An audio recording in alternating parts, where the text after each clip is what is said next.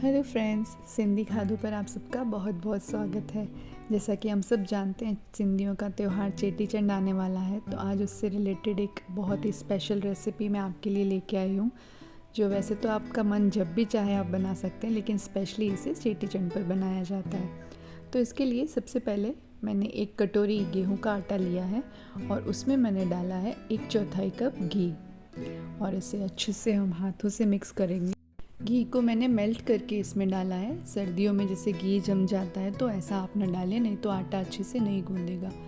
तो इस तरह से अब हम करके, और हमें ये टेक्सचर चाहिए, क्रम्बली टेक्सचर। और अब हम इसमें थोड़ा थोड़ा करके पानी डालते जाएंगे और आटा गूंदते जाएंगे। पानी हमें थोड़ा थोड़ा करके ही डालना है और एक टाइट डो तैयार कर लेना है हमें, एक साथ पानी ना डालें। और बस इस तरह से हमें हाथों को मसलते हुए आटा गूंद के रेडी कर लेना है। फ्रेंड्स, एक रिक्वेस्ट करूँगी मैं आपसे, अगर आप मेरे चैनल पर पहली बार आए हैं तो चैनल को ज़रूर सब्सक्राइब कर दीजिएगा और बेल आइकन को भी ज़रूर से प्रेस कर दीजिएगा। और अगर आपने चैनल को ऑलरेडी सब्सक्राइब किया हुआ है तो वीडियो को लाइक और शेयर ज़रूर से कीजिएगा। यहाँ पे आपको बहुत सारी ऑथेंटिक सिंधी रेसिपीज़ देखने को मिलेगी।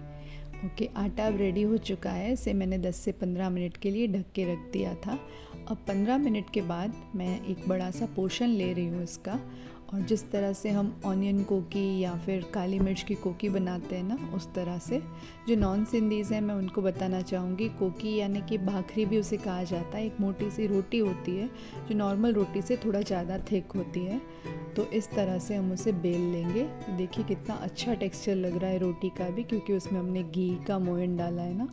तो इस तरह से सारे आटे में से मेरी यहाँ पे 3 कोकियाँ बनी थी।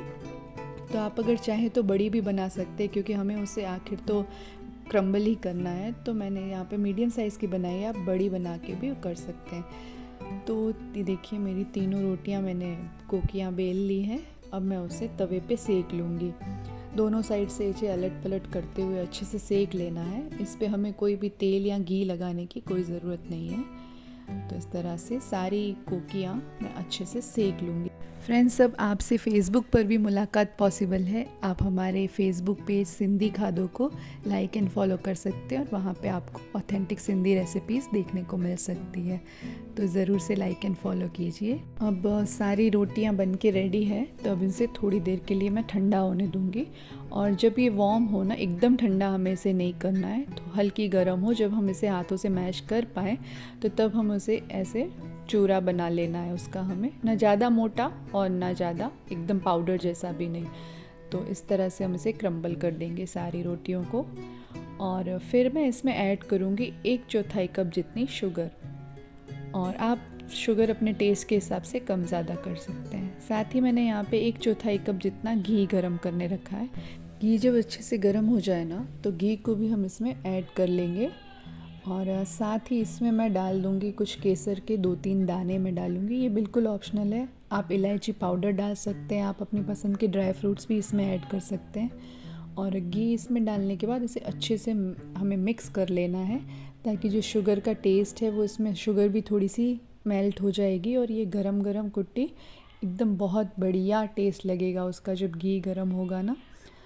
तो बस इसे पापड़ के साथ एंजॉय कीजिए। ये सिंधी इसका फेवरेट ब्रेकफास्ट है। तो इसे बनाइए, खाइए और हमें ज़रूर से बताइए कि कैसी लगी आपको। और ऐसी ही बहुत सारी ऑथेंटिक रेसिपीज़ के लिए जुड़े रहिए हमारे साथ। Thank you so much and bye bye.